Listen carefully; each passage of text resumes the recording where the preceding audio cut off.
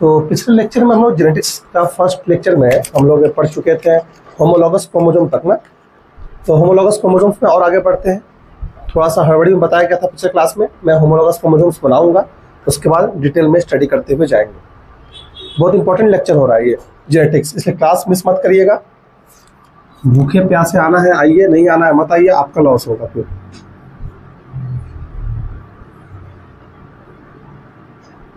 अगर अभी भूख नहीं बर्दाश्त हो पा रहा है, फ्यूचर में आगे भी नहीं बर्दाश्त हो पाएगा। और इसका मतलब ये भी नहीं है कि डेली खा के ही नहीं आएंगे, तो उसका अल्टरनेटिव को जुगाड़ लगाइए, लंच लेकर आइए, लंच एक्स्ट्रा ही ले लीजिए सुबह मॉर्निंग में। ये होमोलॉगस क्रोमोसोम है।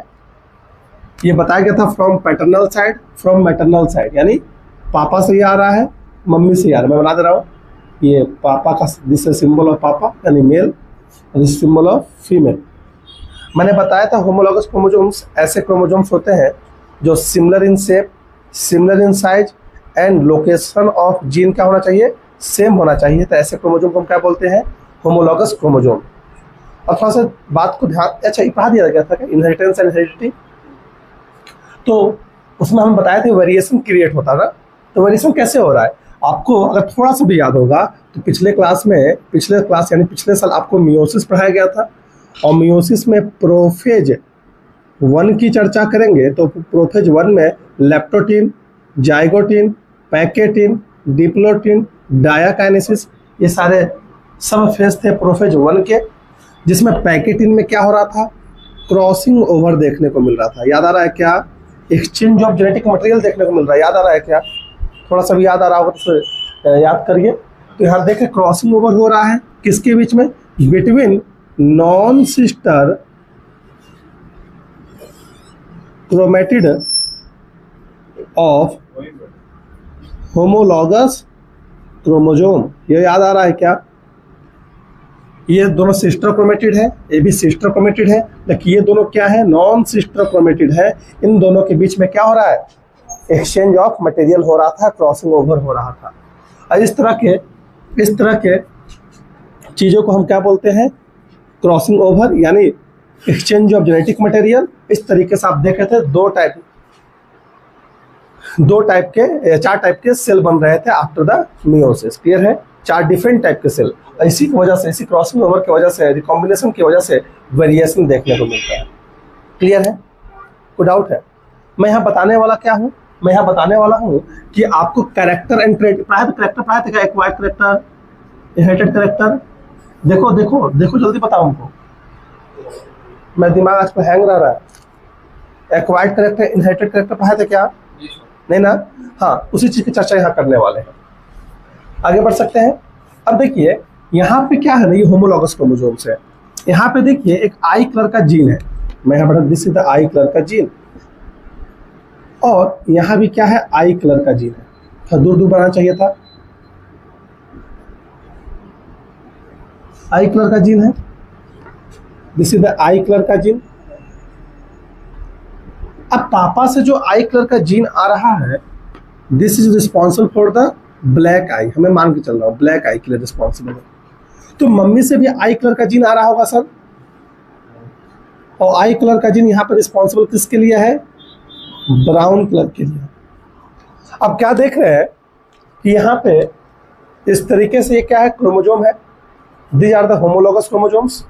पापा से भी आई कलर का जीन आ रहा है, मम्मी से भी आई कलर का जीन आ रहा है, लेकिन पापा से जो आई कलर का जीन आ रहा है वो ब्लैक आई कलर का रिस्पॉन्सिबल है, और मम्मी से जो आ रहा है वो ब्राउन।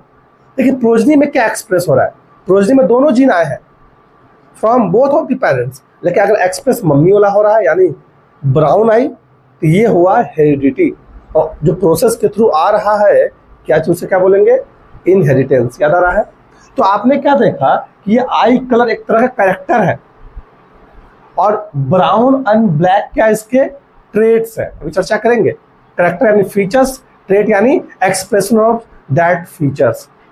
ठीक है, एक्सप्रेशन है किसका, ब्राउन एंड ब्लैक का। अभी एक ऐसा एग्जांपल लेंगे, पूरा क्लियर हो जाएगा। अच्छा, इसके अलावा देख आपको बताया गया था, जीन पढ़ाया गया था, और जीन के अल्टरनेटिव फॉर्म को एलील्स बोलते हैं। देखिए आई कलर का जीन है, आई कलर में एक एलील रिस्पॉन्सिबल है ब्लैक कलर के लिए और एक एलील रिस्पॉन्सिबल है ब्राउन कलर के लिए। क्लियर है? तो ये देखें दोनों एलील डिफरेंट डिफरेंट हो सकते हैं और दोनों एलील सेम सेम भी हो सकते हैं। सेम सेम देखिए कैसे, मान लेते हैं कि यहाँ पे एक जीन बैठा हुआ है पापा के क्रोमोसोम पे और यहाँ पे सेम जगह पे मदर पे भी बैठा हुआ है, यानी ये दोनों क्या है, होमोलॉगस क्रोमोसोम है। और this gene is responsible for the hair colour, hair pattern लेके चलते हैं, हेयर पैटर्न। और ये हेयर पैटर्न जो पापा से आ रहा है, मान लेते हैं स्ट्रेट है, हेयर पैटर्न के लिए रिस्पॉन्सिबल है। और मम्मी से भी एक हेयर कलर पैटर्न के लिए एक जीन आ रहा है जो रिस्पॉन्सिबल है स्ट्रेट हेयर के लिए। तो देख रहे हैं ना, यहाँ पे कैरेक्टर, इनहेरिटेड कैरेक्टर दोनों में सेम है और उनके एक्सप्रेशन भी क्या है, सेम है। हेयर पैटर्न है, हेयर पैटर्न का जीन है जो एक्सप्रेस कर रहा है स्ट्रेट हेयर। क्लियर है? तो यहाँ से समझ में आ रहा है कि कैरेक्टर के जो ट्रेट हो सकते हैं वो दोनों सेम सेम भी हो सकते हैं और डिफरेंट भी हो सकते हैं। उसी तरीके से ये जीन हो जाएगा, यहाँ पे हेयर पैटर्न के एक जीन होगा, उस जीन, वो जीन स्ट्रेट हेयर करवा रहा है, यानी उसका एलील क्या करवा रहा है, स्ट्रेट करवा रहा है। एग्जाम्पल लेके चलते हैं, एग्जाम्पल से आपको समझ में आएगा। ये देखिए, मैं एग्जाम्पल लेके जा रहा हूँ पी प्लांट का, हम लोग यही पढ़ना है P plant.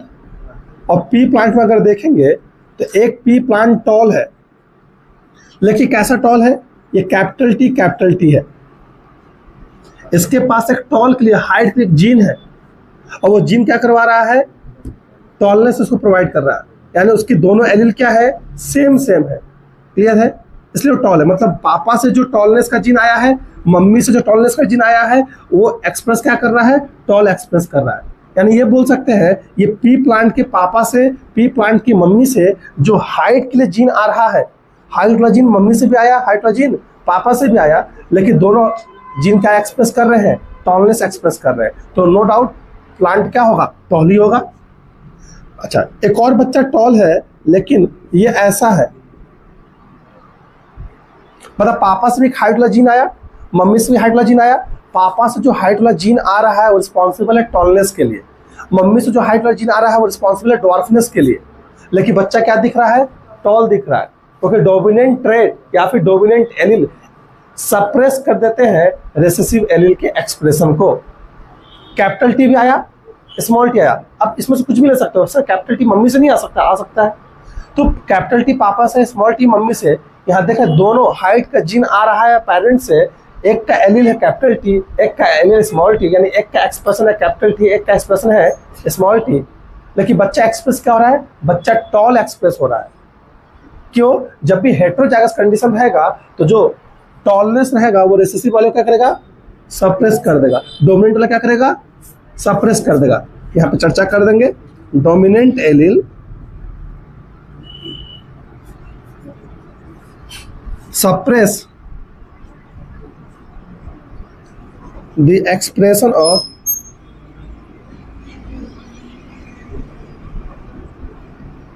recessive allele। Clear है? अच्छा, एक बच्चा ड्वार्फ दिख रहा है, ड्वार्फ तभी दिखेगा जब दोनों जगह से क्या है, स्मॉल टी। मैं दोनों जगह से हाइट का जीन आ रहा है, लेकिन दोनों के हाइट के जीन का एक्सप्रेशन क्या है, ड्वार्फनेस है, तभी बच्चा ड्वार्फ होगा। क्लियर है? कोई डाउट है? फोटो लीजिए।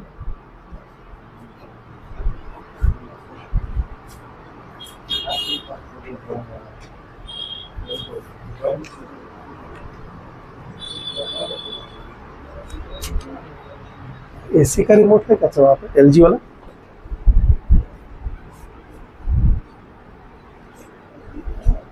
सही वाला काम कर रहा है क्या सही वाला?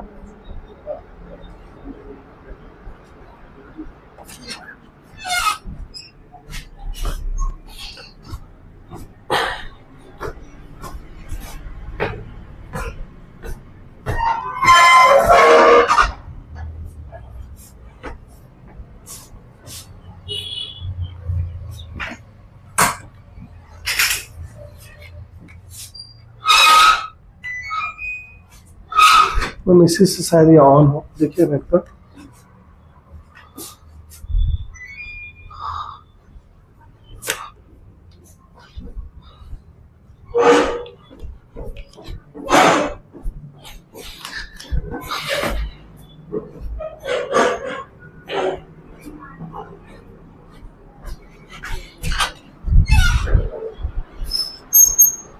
आगे बढ़ा जाए।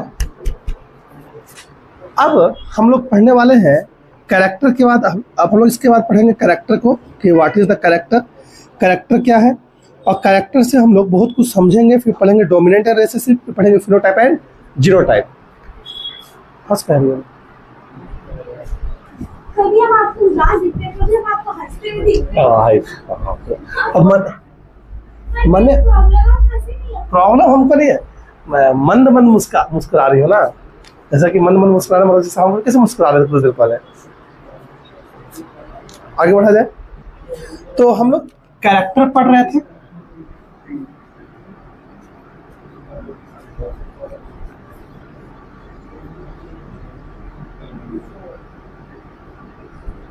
मैगी खाना है, कैरेक्टर की चर्चा कर रहे थे। अब आइए, ये कौन से कैरेक्टर की चर्चा कर रहे हैं? वो कैरेक्टर नहीं जो आम बोलचाल भाषा में बोलता है किसका कैरेक्टर अच्छा है, कैरेक्टर खराब, वो कैरेक्टर की बात नहीं हो रही है। यहाँ पे कैरेक्टर की बातें हो रही है, acquired character and inherited character. पहला नाम क्या है? Acquired character. अब एक्वायर्ड कैरेक्टर क्या होता है आपको समझ में आ जाएगा। दूसरा है इनहेरिटेड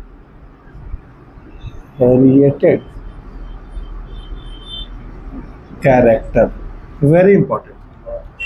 एक्वायर्ड कैरेक्टर क्या है? एक्वायर नाम ही है एक्वायर्ड कैरेक्टर, यानी एक्वायर किया हुआ कैरेक्टर। ऐसा कैरेक्टर जो आफ्टर द बर्थ एक्वायर किया गया है, उस तरह कैरेक्टर को बोलते हैं एक्वायर्ड कैरेक्टर बोला जाता है। तो लिख सकते हैं कि इट इज एक्वायर्ड या फिर develop after the birth, birth के बाद, बर्थ के बाद जो कैरेक्टर डेवलप किया गया है उसे बोलते हैं एक्वायर्ड कैरेक्टर। क्लियर है? जैसे पूजा रंगोली बनाती है, रंगोली बनाने का जो ये लर्निंग प्रोसेस है वो बर्थ के बाद इन्होंने डेवलप किया है, इसको बोलते हैं एक्वायर्ड कैरेक्टर। जैसे प्रणव अच्छा साइकिलिंग करता है, साइकिलिंग तो चलाने में माहिर है, साइकिलिंग करना एक कैरेक्टर है, इसको बोलते हैं एक्वायर्ड कैरेक्टर। ठीक है? और ये अंतरा, भुला के नाम है अंतरा, अंतरा अच्छे से रूम डेकोरेट करती है, ये एक्वायर्ड कैरेक्टर है। ये सारे कैरेक्टर को बोलते हैं एक्वायर्ड कैरेक्टर, जो बर्थ के बाद डेवलप किया गया है। टीचिंग एक तरह का एक्वायर्ड कैरेक्टर है, स्विमिंग एक तरह का एक्वायर्ड कैरेक्टर है, या फिर क्रिकेट खेलते क्रिकेटर्स जो जितने हैं, जो डेवलप किए स्पोर्ट्स पर्सन, वो सब क्या है? एक्वायर्ड कैरेक्टर है। या आपके पास जो भी टैलेंट है वो सब क्या है? एक्वायर्ड कैरेक्टर है, बर्थ के बाद डेवलप कर रहे हैं। तो ऐसा कैरेक्टर एक जनरेशन से दूसरे जनरेशन में ट्रांसमिट नहीं होता है। कोई जरूरी नहीं है कि जो एक्वायर्ड कैरेक्टर है वो दूसरे जनरेशन में ट्रांसमिट हो ही जाए। सचिन तेंदुलकर जानते हैं, कितने अच्छे क्रिकेटर हैं ना, तो वो उनके बेटा का उतना अच्छा क्रिकेटर है क्या? नहीं। तो क्रिकेटिंग जो क्रिकेटर बनना ये एक्वायर्ड कैरेक्टर है, और ये एक जनरेशन से दूसरे में ट्रांसमिट। मैं पढ़ाने में काम करता हूँ, टीचर हूँ, कोई जरूरी है कि मेरा आने वाला जनरेशन भी टीचर बनेगा? ये क्या कैरेक्टर है? These are the acquired character. तो मैंने यहाँ पे बोला कि it is acquired character develop after the birth, और it is not transfer from parental generation to offspring generation. Clear है? अच्छा, इसका एग्जाम्पल इसका लिख सकते हैं। एग्जाम्पल क्या है? जैसे साइकिलिंग, अभी जस्ट एग्जाम्पल ये था प्रणव का, साइकिलिंग हो गया, स्विमिंग हो गया, लर्निंग हो गया। गुड लर्नर कोई होगा तो गुड लर्नर है, यानी वो उसका एक्वायर्ड कैरेक्टर है। ठीक है? उसको डेवलप किया जा सकता है आफ्टर द बर्थ अच्छे तरीके से, आगे बढ़ा जा सकता है क्या? अच्छा, इसके अलावा टीचिंग, इसके अलावा इंजरी भी एक तरह का एक्वायर्ड कैरेक्टर है। जैसे मेरे को यहाँ पे इंजरी हुई है, यहाँ पे दाग लग गया है, यहाँ पे चोट लग गया है, तो ये चोट जो है कोई जरूरी नहीं है कि नेक्स्ट जनरेशन में जाएगा ही जाएगा, नहीं जाएगा ये नेक्स्ट जनरेशन में, क्योंकि एक ऐसा कैरेक्टर है acquired character after the birth हम डेवलप किए हैं। इसका इन्फॉर्मेशन हमारे जेनेटिक्स के पास नहीं है, हमारे जीन के पास नहीं है, तो इंजरी लिख सकते हैं। इंजरी से जो डेवलप किया हुआ कैरेक्टर है उसे क्या बोलेंगे? Acquired character. मान लीजिए किसी पर्सन का हाथ टूट गया तो कोई जरूरी थोड़ी ना है उसके बच्चे के पास भी हार्ट टूटा ही रहेगा। क्लियर है? ये कहानी, this is the acquired character. दूसरा एग्जाम्पल लेके चलते हैं इनहेरिटेड कैरेक्टर का। इसको हम ट्रेड्स भी यहाँ नाम दे रहे हैं, ट्रेड्स क्यों बोलते हैं भी समझ में आ जाएगा। इनहेरिटेड कैरेक्टर क्या है? ये it is present by birth, birth से ही प्रेजेंट हो, ऐसे कैरेक्टर को बोलते हैं इनहेरिटेड कैरेक्टर। और ये कैरेक्टर क्या की खास बात ये है कि ट्रांसफर फ्रॉम या ट्रांसफर फ्रॉम वन जनरेशन कहने का मतलब है पेरेंटल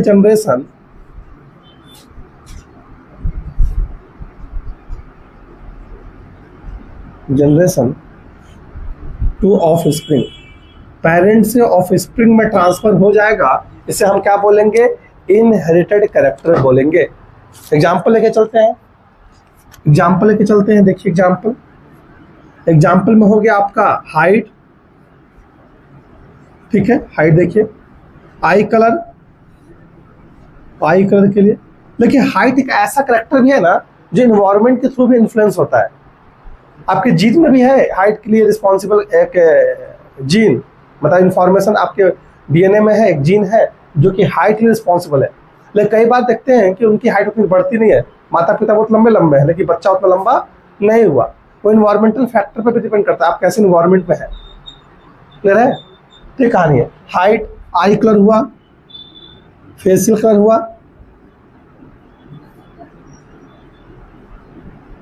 पी प्लांट की अगर चर्चा करेंगे, पी प्लांट में चर्चा करें, पी का सीड कलर हुआ या पी प्लांट में सीड शेप हुआ, ये सब क्या है? These are the inherited character जो कि एक जनरेशन से दूसरे जनरेशन में ट्रांसमिट हो सकते हैं। हम लोग इनहेरिटेड कैरेक्टर को ही पढ़ने वाले हैं। इनहेरिटेड कैरेक्टर को हम ट्रेट्स बोलते हैं, इनहेरिटेड कैरेक्टर को हम फीचर्स भी बोलते हैं। अब ट्रेट क्या है? जो इनहेरिटेड कैरेक्टर है ना, उसको हम लोग फीचर भी नाम दे सकते हैं। फीचर हमारी बॉडी का फीचर है, जैसे ब्लू आई, ठीक है, सुना ध्यान से, it is the trait of eye colour feature. I colour का ट्रेट है। तो ट्रेट कहने का मतलब क्या है? ट्रेट कहने का मतलब है expression of the feature, expression of the feature या फिर कैरेक्टर। कैरेक्टर का क्या एक्सप्रेशन है, कैरेक्टर का क्या फीचर है, सॉरी, कैरेक्टर का क्या एक्सप्रेशन है या फीचर का क्या एक्सप्रेशन है, इसे हम क्या बोलते हैं? ट्रेट। अभी समझ में आ जाएगा तुरंत, मुंह बना रही है। यहां देखिएगा, एग्जाम्पल लेके चल रहे हैं। यहां पे मैंने लिखा कैरेक्टर, यहां पे लिखा मैंने ट्रेड्स, या इसी को से देते हैं कैरेक्टर लिखा। और कैरेक्टर के दो ट्रेट हो सकते हैं, या तो डोमिनेंट या तो डोमिनेंट ट्रेट, एक रेसेसिव ट्रेट हो सकता है। मतलब किसी भी कैरेक्टर का, किसी फीचर का काफी सारा एक्सप्रेशन हो सकता है। देखिए कैसे, अभी हम पी प्लांट की चर्चा करेंगे। पी प्लांट में हम एक कैरेक्टर की चर्चा कर रहे हैं, एक कैरेक्टर की चर्चा कर रहे हैं जिसका नाम है, देते हैं कैरेक्टर, और यहां लिख देते हैं डोमिनेंट ट्रेट, एक हम यहां लिख देते हैं रेसेसिव ट्रेट। देखिएगा, अब पी प्लांट की हम चर्चा कर रहे हैं, तो पी प्लांट में पहला कैरेक्टर हम लेके चल रहे हैं स्टेम हाइट, यानी height of the plant.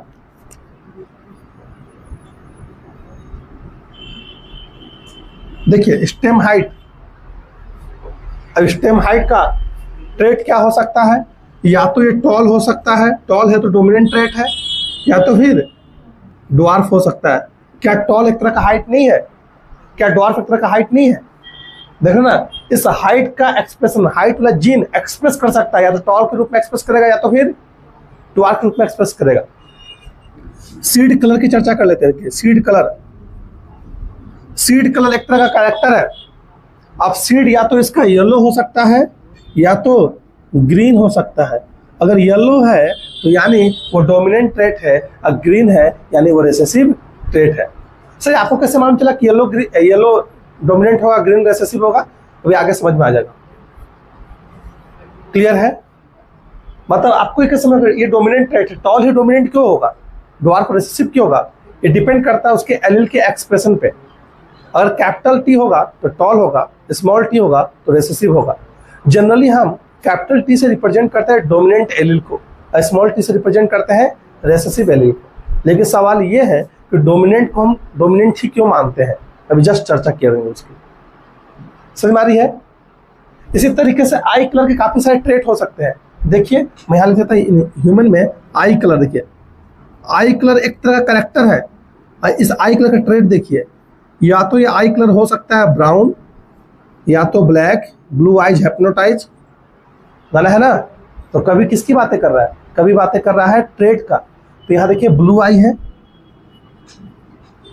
Honey Singh को जेनेटिक्स आता है, ये गाना में ना, ये काली काली आंखें, ये गोरे गोरे, ये काले काले बाल, ये कैसे है, ये काली काली आंखें, गोरे गोरे काल। तो किसकी बातें कर रहा है? ये करैक्टर की बातें कर रहा है, ट्रेट की बातें कर रहा है। तो आई कलर में एक ब्लू हो सकता है, एक ब्लैक हो सकता है, ब्राउन हो सकता है, ग्रीन हो सकता है। ये सब क्या है? Trait of the particular feature. I colour जो फीचर है उसके डिफरेंट डिफरेंट ट्रेट है, उसके डिफरेंट डिफरेंट एक्सप्रेशन हो सकते हैं। क्लियर है? समझ में आ रहा है? इसी तरह फेशियल कलर का है, तो ये देख रहे हैं ये सब क्या है, these are the traits, trait है ये सब। और आई कलर क्या है? आई कलर आपका दिस इज द कैरेक्टर, ये एक तरह का कैरेक्टर है। और ये सब क्या है? These are the different trait of eye colour, traits है। क्या बोलते हो? दोनों जगह नोट्स अलग अलग है। यहाँ पे जो आपको पढ़ा नोट्स अलग है, वहां पर जो पढ़ा नोट्स अलग है, सेम पैटर्न है, बस आपकी पोटेंशियल को देखते हुए नोट्स को मॉडिफाई कर दिया जा रहा है। वहां के बच्चे के वहां के पोटेंशियल को देखते हुए नोट्स को मॉडिफाई कर दिया जा रहा है, सेम कंटेंट है। कहीं पे हमको लग रहा है कि नहीं यहाँ पे इनको दिक्कत हो रहा है तो यहाँ पे उस चीज को ज्यादा एक्सप्रेस किए हैं, वहां पे देखें वहां पे किसी बच्चे को दूसरे पॉइंट में दिक्कत हो तो वहां पे ज्यादा एक्सप्रेस किए हैं, बस इतना ही डिफरेंट नोट्स आपको भी मिलेगा। कोई डाउट है? तो अभी तक समझ में आया कैरेक्टर और ट्रेट के बारे में, समझे? आगे बढ़ सकते हैं? तो आगे बढ़ने के लिए फोटो लीजिए, हम लोग पढ़ेंगे डोमिनेंट एंड रिसेसिव।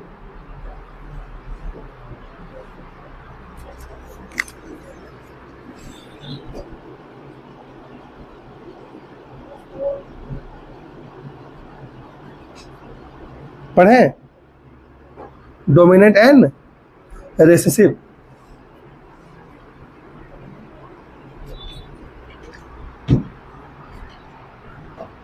आगे बढ़ सकते हैं क्या?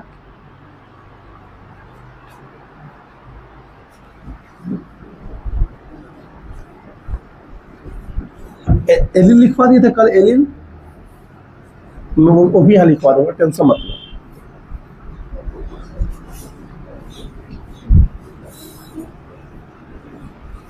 हमको याद ही नहीं आ रहा कल क्या क्या लिखवाए थे। लिखवाए हैं डिफिनेशन ना। आइए एलिल को भी समझ लेते हैं। कोई डाउट है? नहीं लिखवाए, हम लोग मुझे नहीं बताए थे तुमको। कैपिटल टीट दिखाओ तो।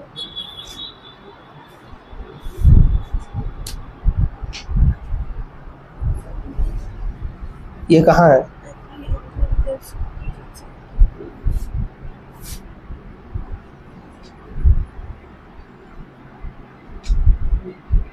ये तो अभी का है ना।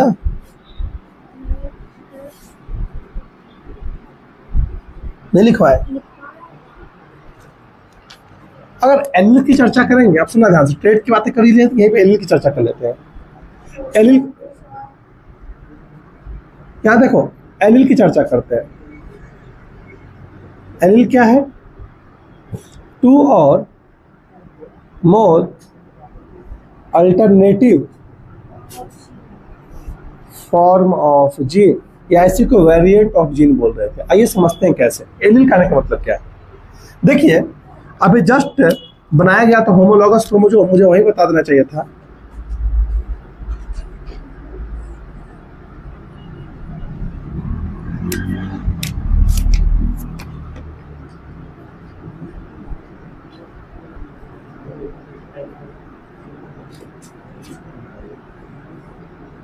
ये होमोलॉगस क्रोमोसोम है।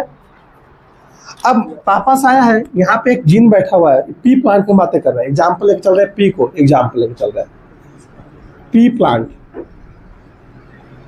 ठीक है। अभी जस्ट पढ़ाया भी हूँ, आप तुरंत रिलेट कर लोगे। तो पी प्लांट के मेल में ये जीन है और पी प्लांट के फीमेल में ये क्रोमोसोम है, यानी क्रोमोसोम। अब इस क्रोमोसोम का शेप सेम है, साइज सेम है, यानी दोनों होमोलॉगस क्रोमोसोम है। यहाँ पे एक जीन बैठा हुआ है पापा वाले में, ये हाइट रिस्पॉन्सिबल है, responsible for the height, clear है। और यहाँ पे भी एक जीन बैठा हुआ है which is also responsible for the height, ठीक है।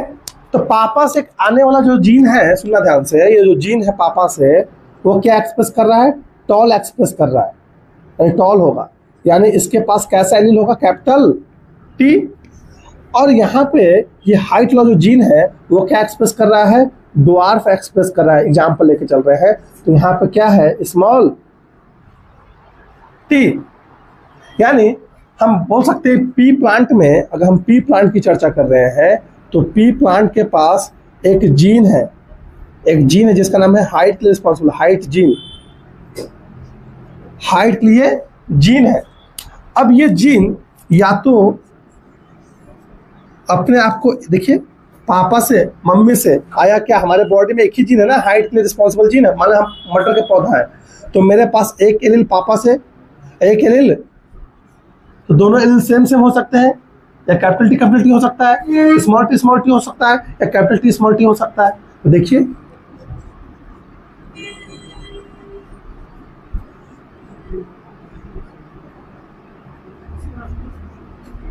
यहां देखो ना, तो ये क्या कहानी है, ये एलिल्स है।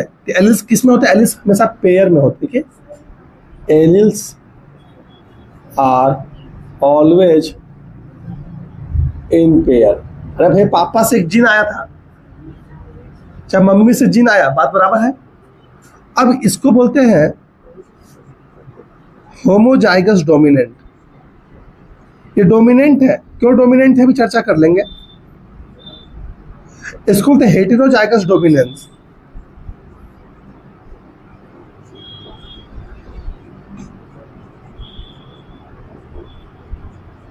और इसको बोलते हैं होमोजाइगस रिसेसिव। क्यों बोलते हैं, टेंशन लेने की आवश्यकता नहीं है।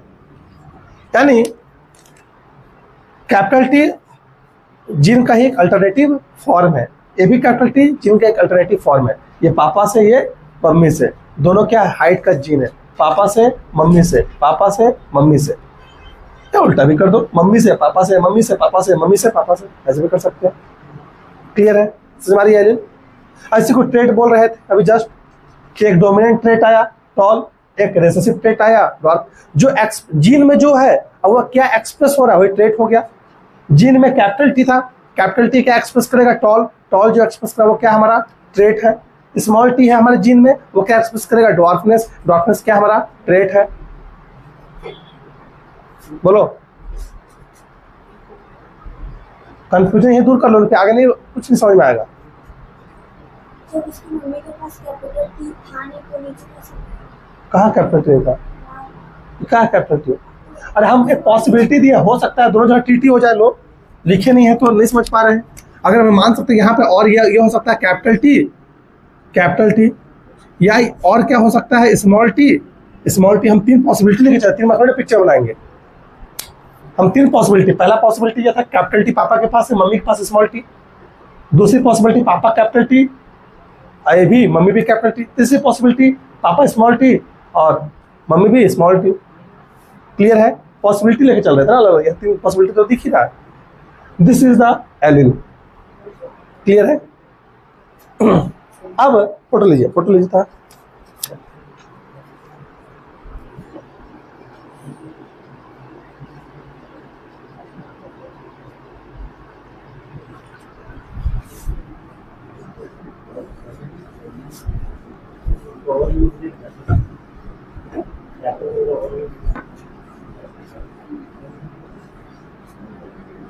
समझ में आ रहा है बातें? कंफ्यूजन ही ना है, कंफ्यूजन दूर कर लीजिए भाई, नहीं तो फिर रोते रहिएगा पूरी क्लास, क्योंकि पूरा अभी तो शुरुआत में दिक्कत है, अभी पढ़ाई चैप्टर स्टार्ट ही नहीं किया हूँ मैं। अब हम लोग पढ़ने वाले हैं dominant versus recessive, dominant versus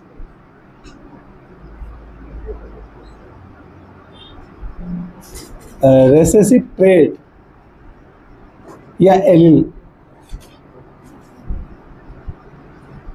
ये क्या है? डोमिनेंट और रिसेसिव ट्रेट कहने का मतलब क्या है? अगर अंतर का एग्जाम्पल चलते हैं, नहीं प्रणव का एग्जाम्पल चलते हैं। प्रणव तुम्हारे पास फोटो आ रहा है, 2 फोटो आया है और दोनों खूबसूरत लड़की का आया है और तुमको शादी करना है। यही 2 ऑप्शन है, दोनों एक्सट्रीमली खूबसूरत, एक्सट्रीमली पैसा, एक्सट्रीमली टैलेंटेड। तुम उसमें ऑप्शन छाटोगे, इतना मुश्किल हो जाएगा तुम बता नहीं पा रहे हो किससे शादी करें। अभी सत्यम सर क्या बोले? दोनों से करेगा। दोनों से नहीं, पॉसिबिलिटी एक ही है, तो आप क्या करोगे? क्या करोगे? डिफरेंस। अब वहां पे इंटीग्रेशन डिफरेंस से लगाओगे, एकदम नहीं पॉसिबिलिटी। एकदम एक 19 है तो दूसरी 20, दूसरी 20 है तो 19, दूसरी 21, ऐसा है। इस क्वेश्चन में क्या करिएगा? इस क्वेश्चन में ऐसा हुआ कि सर जिससे बोलेंगे उससे शादी कर लेंगे, यही ना हुआ कहानी। मतलब ऑप्शंस इतने टफ हो जा रहे हैं कि आप चूज ही नहीं कर पा रहे हैं, जो मिल जाएगा वही सही है। अब हमारे दोनों एकदम खराब मिल गए तो फिर वही ऑप्शन आ जाएगा, सर किस्मत ही खराब है, जिससे बोलेगा उससे शादी कर लेंगे। लेकिन जहां ऑप्शन की बातें आ जाएगी, एक एक्सट्रीमली खूबसूरत, एक उससे कम खूबसूरत, हर मामले में तो खूबसूरत से शादी करेंगे। नेचर भी ऐसा ही करता है, हम नेचर के बने हुए हैं। जब हमें ऑप्शन की चूज करने की बातें आ रही है तो हम बेहतर को चूज कर रहे हैं, ये नेचर में है। हम सब बेहतर को चूज करते हैं, यानी पावरफुल को चूज करते हैं। पावर का डेफिनेशन हर जगह अलग अलग हो सकता है, नेचर भी ऐसा ही करता है। जहां पे जो बेहतर होगा उसी को हम चूज करेंगे। जैसे देखिए यहाँ पे हमारे एलील में क्या अभी जस्ट पढ़ा है, एलील में क्या क्या कंपोजिशन हो सकता है कि या तो कैपिटल टी होगा, या तो कैपिटल टी स्मॉल टी होगा, या तो स्मॉल टी होगा। हम बोले कैपिटल टी वाला क्या है? डोमिनेंट है। डोमिनेंट यानी बेहतर, तो दोनों डोमिनेंट है, कोई फर्क पड़ता है? दोनों हाथ में लड्डू है, जिसे शादी करेगा उसे कर लेंगे। दोनों हाथ में बासी लड्डू है, दोनों खाएंगे, दोनों बीमार होंगे। यहाँ देखिए, अब यहाँ पे ऑप्शन है आपके पास बेहतर और खराब में, यानी किसको चूज करोगे? बेहतर वाले को, यानी कैपिटल टी वाले को। इसी को कहानी बता रहे थे डोमिनेंट और रिसेसिव का, कि यानी इन हेटेरोजाइगस कंडीशन, जब हेटेरोजाइगस कंडीशन होगा, इन हेटेरोजाइगस, जब दोनों एलील डोमिनेंट है तो कोई फर्क पड़ता है? दोनों सेमी एक्सप्रेस करेंगे। जब दोनों एलील रिसेसिव है तो कोई फर्क पड़ता है? लेकिन जहां कैपिटल टी स्मॉल टी आ जाएगा, yes heterozygous capital T small T, different in heterozygous condition dominant allele suppress the expression of recessive one। Recessive वाले को क्या कर देगा?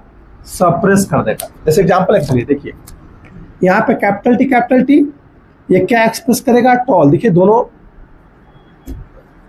कैपिटल टी स्मॉल टी, यहाँ पे भी क्या होगा? टॉल होगा, क्योंकि यहाँ पे क्या हुआ है? कैपिटल टी सप्रेस कर दे रहा है, suppress the expression of small T.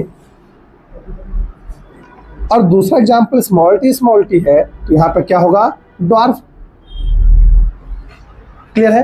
अब सवाल यह है कि सर कैपिटल टी को डोमिनेंट क्यों बोल रहे हैं? आखिर वो वही डोमिनेंट क्यों है? स्मॉल टी को रिसेसिव क्यों बोल रहे हैं? आइए इसकी बातें को समझते हैं।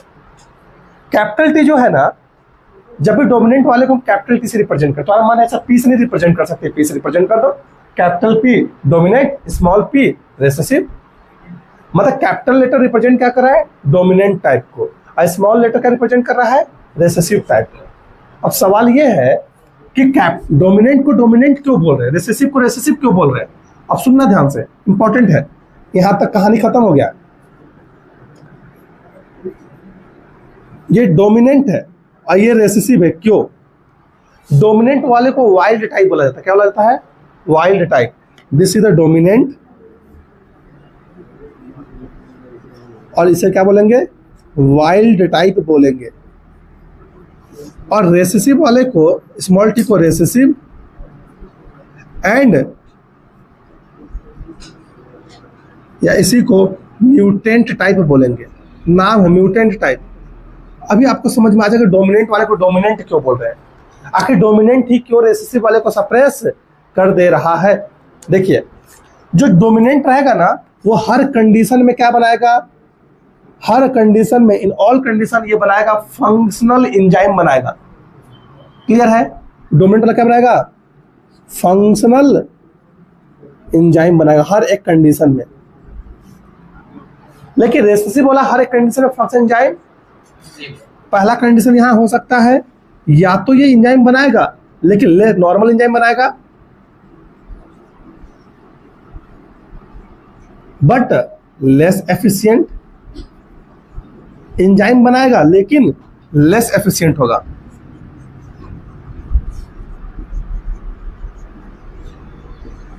पहला कंडीशन। दूसरा कंडीशन है,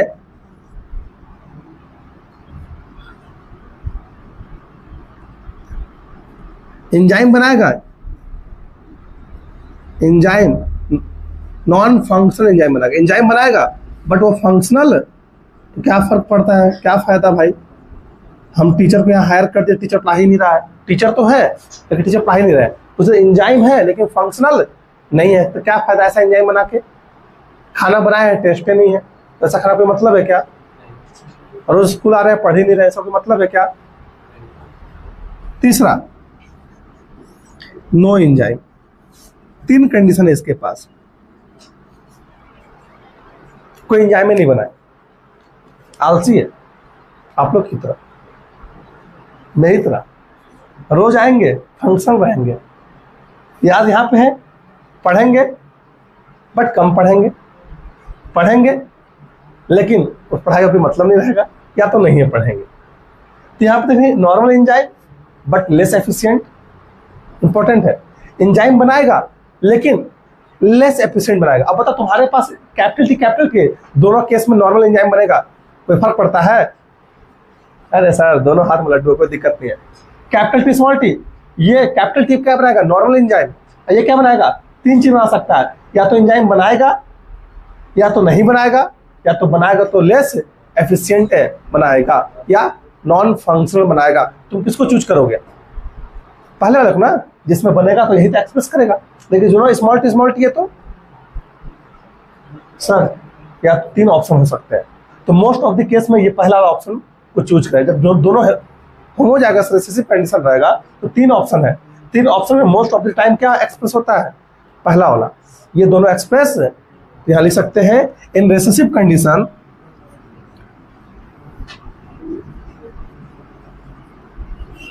in homozygous recessive condition,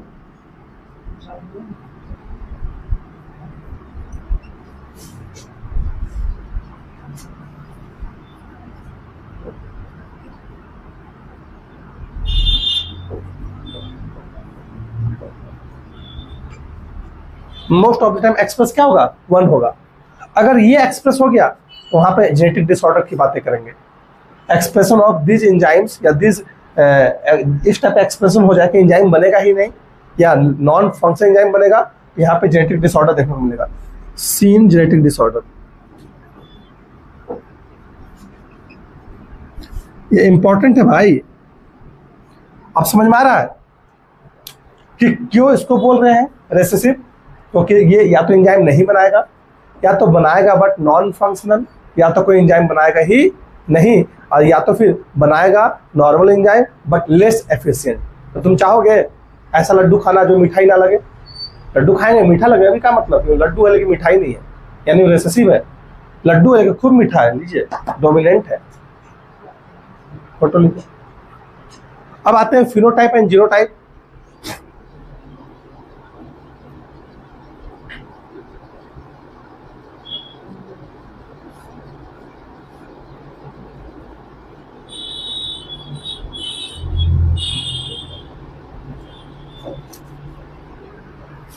बस कर रहे हैं।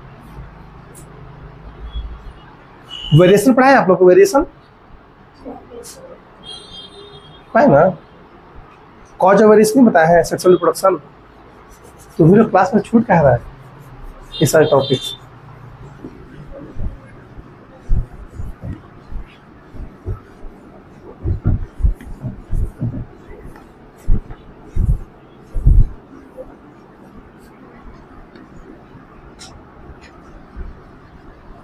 अब फिनोटाइप एंड जीनोटाइप अभी तुरंत समझ में आएगा।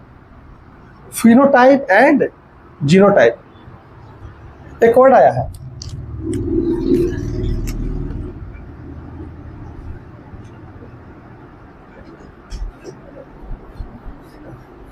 प्रणव को भूख लगा हुआ है जी,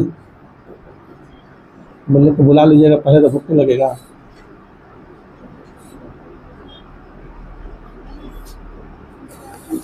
जीनोटाइप, फिनोटाइप कहने का मतलब क्या है? फिजिकल अपीयरेंस, फिजिकली क्या दिख रहा है, फिजिकल अपीयरेंस को हम बोलते हैं फिनोटाइप। अभी समझ में आ जाएगा, देखिएगा बहुत सारे एग्जांपल देंगे। और जीनोटाइप कहने का मतलब क्या है? जेनेटिक मेकअप या कंपोजिशन, इसको बोलते हैं जीनोटाइप। एग्जाम्पल समझेंगे। पहला एग्जाम्पल, प्लांट के पी प्लांट के हाइट की बातें कर रहे हैं। पी प्लांट का क्या बात कर रहे हैं हम लोग? हाइट की बातें कर रहे हैं, स्टेम हाइट। एक पौधा बना रहे हैं यहाँ पे, ये देखिए, मान के चलना है this is the P plant,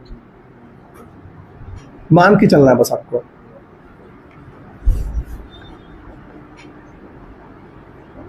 तो बोलेगा नहीं कि मटर का पौधा सर ऐसा तो नहीं है, होता है। ये भी एक मटर का पौधा है,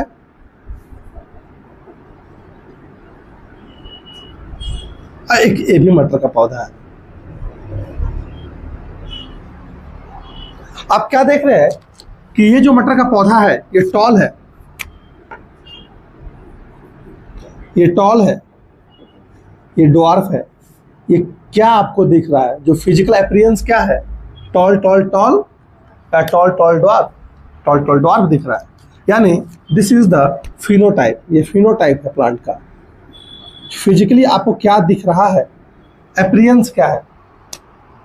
लेकिन जीनोटाइप की चर्चा करेंगे तो ये टॉल तो है पहला वाला, लेकिन होमोजाइगस टॉल है, यानी प्योर टॉल है, यानी कैपिटल टी है इसके अंदर। ये कैपिटल टी स्मॉल टी, इसके पास जो दोनों एलिल है, दोनों एलिल के पास इंफॉर्मेशन क्या है? टॉल होने का। लेकिन इसके पास जो दोनों एलिल, उसके पास टॉल होने का इंफॉर्मेशन, एक के पास टॉल है, एक के पास ड्वार्फ का है। और इसके पास दोनों एलिल ड्वार्फ को सपोर्ट कर रहे हैं। देखें जीनोटाइप कैसा है। अगर पूरे पॉपुलेशन की चर्चा करेंगे तो पूरे पॉपुलेशन में अगर फिनोटाइप का रेशियो निकालेंगे तो 2 प्लांट टॉल, 1 प्लांट ड्वार्फ। और यहाँ पे जब देखेंगे तो यहाँ एक pure tall, hybrid tall, pure dwarf, जिसको बोलेंगे यहाँ देखिए, इसका हो जाएगा 1:2:1, pure tall, hybrid tall and pure dwarf. Very important topic चल रहा है सर, ये सब अभी काम देगा। अगर आपको ये सब हार्ड लग रहा है तो फिर खत्म, टाटा बाय बाय। हार्ड नहीं लग रहा है? ओए मैडम सर, हार्ड नहीं लग रहा है? दूसरा example, example number 1, example number 2 लेकर चलते हैं। हम ब्लड की चर्चा कर रहे हैं, ह्यूमन ब्लड की बातें कर रहे हैं, ब्लड ग्रुप की बातें कर रहे हैं। ब्लड ग्रुप, अब देखिएगा, तो ब्लड ग्रुप के लिए रिस्पॉन्सिबल जीन एक होता है, उसका नाम है आई जीन। देखिएगा आई जीन क्या रेगुलेट कर रहा है? क्या रेगुलेट ह्यूमन ब्लड ग्रुप। हम अपनी बातें कर रहे हैं, अपनी यानी सबकी, we are human beings. I gene क्या कर रहा है? Regulate human blood group. मतलब हमारे आई जीन के पास आपके अंदर भी आई जीन है, मेरे अंदर भी आई जीन है, अंतरा के अंदर भी आई जीन है, प्रणव के अंदर भी आई जीन है। ये सब के अंदर आई जीन है। ये आई जीन क्या कर रहा है? हमारे ब्लड ग्रुप को रेगुलेट कर रहा है। क्लियर है? अब आई जीन के काफी सारे एलील्स होते हैं। इनके 3 एलील है। आई जीन का जो एलील है वो 3 एलील है, 3 एलील है इसके पास। 3 एलील क्या है देखिए, IA, IB, IO। हाँ, क्या एसी बंद कर दे? एसी रिमोट मेरे पास नहीं है। या स्मॉल आई सर, ये लोग ठंडा लगने लग रहा है सर, हमें गर्मी लग रहा है। 16 पे कर दीजिए सर।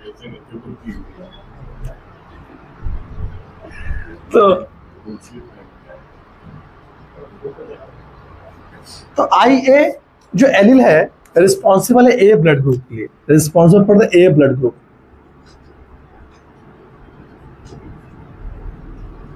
IB जो रिस्पॉन्सिबल है बी ब्लड ग्रुप के लिए।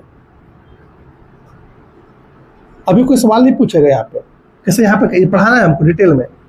और ये रिस्पॉन्सिबल है ओ ब्लड ग्रुप के लिए। ठीक है, लिखवाएंगे, इस पर डिटेल चर्चा करना है। अब एक पर्सन है, देखना ध्यान से। अब एक पर्सन की चर्चा करेंगे एग्जाम्पल लेके। एक पर्सन है, अब पर्सन का ब्लड ग्रुप क्या हो सकता है देखना ध्यान से। ये पर्सन ए ब्लड ग्रुप का है। पर्सन ब्लड ग्रुप देखिए ए ब्लड ग्रुप है इसका, लेकिन इसका फिनोटाइप अब मैं यहाँ लिख देता हूँ, पर्सन ब्लड ग्रुप। तो यहाँ ए है और इसका मैं यहाँ लिख देता हूँ फिनोटाइप।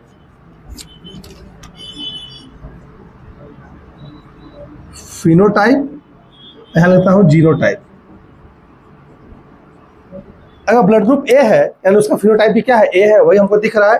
तो ब्लड ग्रुप ए का फिनोटाइप क्या है? ए है, कोई पर्सन का। लेकिन इसका जीनोटाइप हो सकता है IA। या एक पर्सन एक और है, उसका भी ब्लड ग्रुप ए है, तो उसका फिनोटाइप भी क्या होगा? ए हो सकता है। ए हो सकता है, ए होगा ही होगा। लेकिन उसका जीनोटाइप हम लिख सकते हैं ऐसे भी, देखिएगा IAIO, या इसी को लिख सकते हैं IA स्मॉल आई। दोनों कंडीशन में अगर इस पर्सन का जीनोटाइप ये है तब भी इसका फिनोटाइप ये होगा। देखो दोनों का देखिए फिनोटाइप सेम है, लेकिन जीनोटाइप क्या है? इसके पास 2 एलील है, दोनों एलील रिस्पॉन्सिबल किसके लिए है? ए ब्लड ग्रुप के लिए है। लेकिन यहाँ पे दोनों एलील है, एक एलील रिस्पॉन्सिबल है ए ब्लड ग्रुप के लिए, एक एलील रिस्पॉन्सिबल है ओ ब्लड ग्रुप के लिए। लेकिन एक्सप्रेस क्या हो रहा है? ए वाला। क्यों एक्सप्रेस हो रहा है? क्योंकि IA जो है एलील डोमिनेंट है IO के ऊपर। IB कहाँ है? बी का एग्जाम्पल नहीं दिया है तो ए का ही तो एग्जाम्पल दिया ना। हाँ, आई एक्सप्रेस आई तो वही तो है। IO लिखो या आई लिखो, बात मतलब जीनोटाइप देखिए ए है तब भी है, IO है तो फिर भी ए है। ओ क्यों नहीं एक्सप्रेस हो रहा है? क्योंकि ओ रिसेसिव है। IA is dominant over IO। अब एग्जाम्पल देखिएगा, दूसरा एग्जाम्पल मैं एग्जाम्पल लिख रहा हूं। एक पर्सन है जिसका ब्लड ग्रुप बी है, तो उसका फिनोटाइप भी क्या होगा? बी।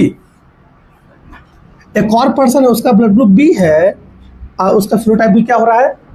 ब्लड ग्रुप जो है वही उसका फिनोटाइप है, वही दिख रहा है ना, दिख रहा है तभी तो उसको बोले बी ब्लड ग्रुप। लेकिन इसका जीनोटाइप देखिए, इसका जीनोटाइप लिख सकते हैं IB होमोजाइगस कंडीशन है, दोनों एलील IB है, यानी ब्लड ग्रुप क्या होगा? बी होगा। लेकिन अगर IB और IO हेटेरोजाइगस कंडीशन है, फिर भी क्या हो रहा है? बी। क्योंकि IB जो एलील है डोमिनेंट ओवर IO। क्लियर?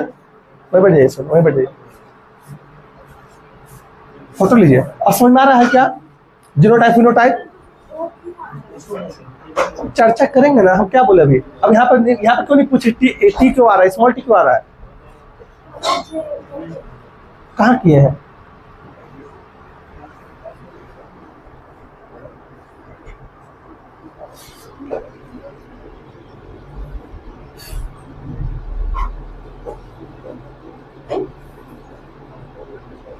अब हम लोग का सारा बेसिक टर्मिनोलॉजी खत्म हो चुका है, अब लोग चैप्टर स्टार्ट करेंगे। अभी जो चैप्टर स्टार्ट नहीं था, अभी बेसिक टर्म पढ़ रहे थे, अब हम लोग का चैप्टर स्टार्ट हो रहा है। चैप्टर स्टार्ट होते ही आपको बताया गया इनहेरिटेंस, आपको बताया गया हेरिडिटी, ठीक है। आपको ये बताया गया था कि इनहेरिटेंस क्या होता है। It is the process by which जो कैरेक्टर है फ्रॉम पेरेंट से ऑफ स्प्रिंग में आ रहे हैं, इसे क्या बोलेंगे, ले लिए फोटो, इसे हम बोलेंगे इनहेरिटेंस। लेकिन जो कैरेक्टर आ रहे हैं वो कैरेक्टर एक्सप्रेस क्या कर रहे हैं, एक्सप्रेशन ऑफ द कैरेक्टर क्या है, तो उस एक्सप्रेशन ऑफ द कैरेक्टर क्या बोल रहे हैं, हेरिडिटी। और आपको बताया गया था कि inheritance is the basis of heredity. याद आ रहा है क्या टॉपिक, इनहेरिटेंस क्या है, बेसिस है किसका, हेरिडिटी का। एक मिनट रुकिएगा, ठीक है। एक बार देखिए तो क्या आपका कुछ हम लग रहा है कुछ एरर लिखवा दिया है, हेरिडिटी में लिखवाए बेसिस ऑफ इनहेरिटेंस, ऐसे लिखवाए क्या। मैंने बताया था inheritance is the basis of heredity, सुधार लीजिएगा। इनहेरिटेंस क्या है, बेसिस है किसका, हेरिडिटी का। सबसे हाँ तो inheritance is the basis of heredity, ये तो बोल रहा हूँ, ये लिखवाए तब सही लिखवाए, दिमाग उड़ जाता है कई बार, ठीक है। अब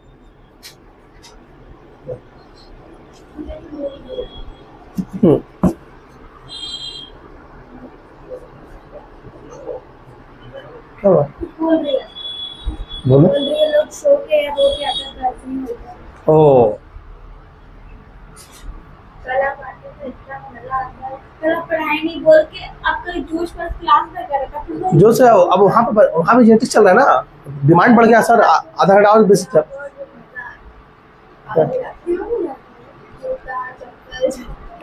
किसको जापन लग रहा था हमको, किसको, मेरा। हम लोग इनहेरिटेंस और हेरिडिटी पढ़ा रहे थे, ये बता था, और वेरिएशन नहीं, मैथ नहीं आता है, नहीं वेरिएशन नहीं आता है, अब आता ही नहीं है।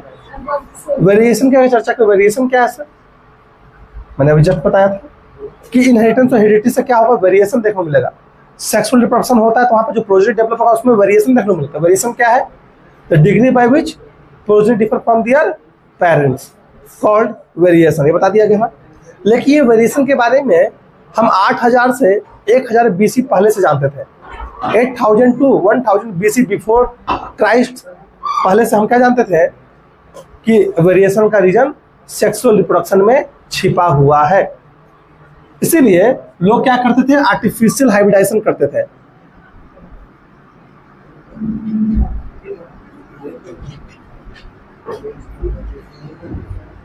And domestication. आर्टिफिशियल हाइब्रिडाइजेशन हमने आपको sexual reproduction in flowering plant में पढ़ाया है, बताया था बाइसेक्सुअल फ्लावर होगा, बाइसेक्सुअल फ्लावर में से मेल पार्ट को कट करके हटाने को बोलते इमैस्कुलेशन, फिर बैगिंग कर देते थे, फिर अपने डिजायर्ड पोलन लेके आते थे, उसको छिड़कते थे और उसके बाद फिर रीबैगिंग करते थे। ये क्या है, आर्टिफिशियल सिलेक्शन है, यानी हम दो सुपीरियर वैरायटी को आपस में मिक्स कर रहे हैं। याद आ रहा है आर्टिफिशियल हाइब्रिडाइजेशन पढ़ाया गया था, mixing of two superior character from two superior variety. गांव में अक्सर किया जाता है कि एक साढ़ है जो पूरा एकदम सुपीरियर है, हट्टा कट्टा है, साढ़ नहीं जानते हैं, सांड, ठीक है, यूपी में ऐसे हम जो बोला जाता है, सांड की बातें कर रहे हैं, मेल की बातें कर रहे हैं। ये मेल है, सुपीरियर है, और एक फीमेल है जिसका नाम है गाय। गाय भी क्या है, सुपीरियर है। तो सुपीरियर मेल को सुपीरियर फीमेल के साथ क्या करा रहे थे, क्रॉस करा रहे थे। सुपीरियर मेल को सुपीरियर फीमेल के साथ क्या करा रहे हैं, क्रॉस करवा रहे हैं। क्यों क्रॉस करवा रहे हैं सर, क्रॉस करवाएंगे यहाँ पे दो बच्चा बन सकता है, एक मेल और एक मेल बच्चा, एक अब मेल होगा तो अपने पापा की तरह सुपीरियर होगा, और फीमेल होगा तो अपनी मम्मी की तरह अच्छा दूध देने वाली होगी, in quality and in quantity. ये कहानी है। इसीलिए हम क्या करते हैं, आर्टिफिशियल हाइब्रिडेशन कराते हैं। और इस मेथड का यूज करके पंजाब में साहिवाल गाय का नाम सुने हैं? साहिवाल एक काऊ का नाम है, मेरे घर में है, बहुत अच्छा दूध देती है, क्वांटिटी में भी और क्वालिटी में, बहुत मीठा दूध होता है। तो साहिवाल काऊ को ऐसी बनाया गया है, कैसे करके? आर्टिफिशियल हाइब्रिडाइजेशन करके। हम वाइल्ड वैरायटी के साहिवाल काऊ को लेकर आए और लोकल वैरायटी के साथ ब्रीड करवाए, और उसे एक सुपीरियर वैरायटी के साहिवाल काऊ को डेवलप किए हैं पंजाब में। आपका बुक का लाइन है, देखिए यहीं पे।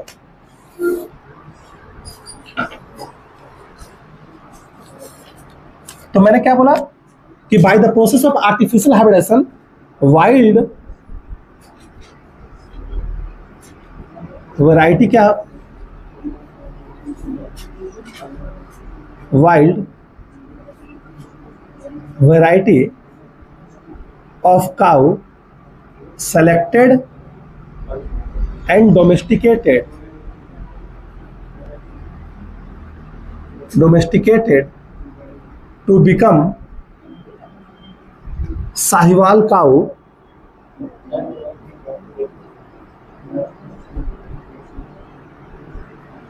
इन पंजाब। क्या बोलते हो?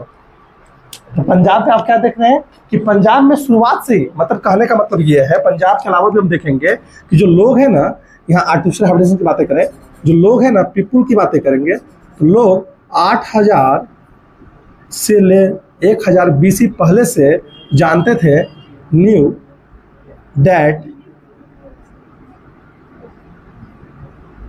Reason of variation hidden in sexual reproduction.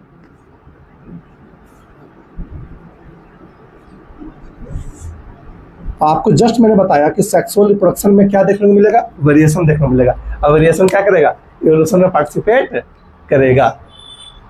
Clear है? तो ये कहानी, ये पहले से लोग जानते थे, लेकिन इसके पीछे साइंटिफिक एविडेंस को नहीं मालूम था। लोग ये जानते थे कि अगर हम सेक्सुअल रिप्रोडक्शन कराएंगे तो वेरिएशन देखने को मिलेगा। इसी वजह से हम डिफरेंट टाइप के वैरायटी अलग अलग एनिमल्स में क्रिएट कर चुके हैं, डोमेस्टिकेट कर चुके हैं। जो गाय है, जितने अच्छे अच्छे वैरायटी गाय देखते हैं, वो शुरुआत से डोमेस्टिकेटेड वैरायटी, आप पढ़ोगे हिस्ट्री में कि एनिमल्स को लोग डोमेस्टिकेट करना स्टार्ट कर दिए थे। जितने डॉग देखते हैं सबको डोमेस्टिकेट किए हैं। कैसे? हम सेक्सुअल रिप्रोडक्शन के प्रोसेस से हम 2 सुपीरियर वैरायटी को लेकर आए। जैसे एक मेल सुपीरियर था, एक फीमेल सुपीरियर थी, मेल वाइल्ड था, फीमेल लोकल थी, दोनों क्रॉस करवाए तो एक लोकल वैरायटी देखने को मिला जो कि सुपीरियर वैरायटी का है। हर एनिमल में, डॉग में वैसे ही हुआ है। एक अभी डॉग देखते हैं ना आप, क्या नाम है, नहीं जर्मन शेफर्ड की बात नहीं कर रहे हैं, अरे बहुत हस्की देखे ना, हस्की बहुत ही एग्रेसिव माइंड का होता है। लेकिन देखें हस्की आजकल गांव में बैठा हुआ है, वो देखने में प्यारा लगता है ना, घर में बैठा हुआ टाइल्स पे लगा, पैर से टेढ़ा हो जाता है, चलते चलते चलते चलते। ये कहानी है। तो ये पहले से लोग जानते थे कि अगर हमको वेरिएशन चाहिए तो हमें सेक्सुअल रिप्रोडक्शन कराना पड़ेगा। फिर बाद में लोग इंटरब्रीडिंग करते गए, इंट्राब्रीडिंग भी कराए। इस तरीके से डिफरेंट टाइप के वैरायटी को, डिफरेंट टाइप के रेसेस को क्रिएट किए हैं। ये कहानी है आर्टिफिशियल हाइब्रिडेशन एंड डोमेस्टिकेशन का। अब अगले क्लास में लोग पढ़ेंगे मेंडल के बारे में। क्लियर? यहाँ मेंडल के बारे में यहाँ लिखा हुआ है, Mendel's law of inheritance, start यहीं से होगा। तो अभी तक 2 क्लास जो हम लोग लिए थे, बेसिक टर्मिनोलॉजी का और बेसिक बातों की चर्चा कर रहे थे। अब आपको बेसिक पूरा क्लियर है, आप आगे बढ़ सकते हैं डिटेल में हम लोग। तो कल क्लास में मेंडल, कल है ना छुट्टी क्लास का, कल भी क्लास लग जाएगी आपको।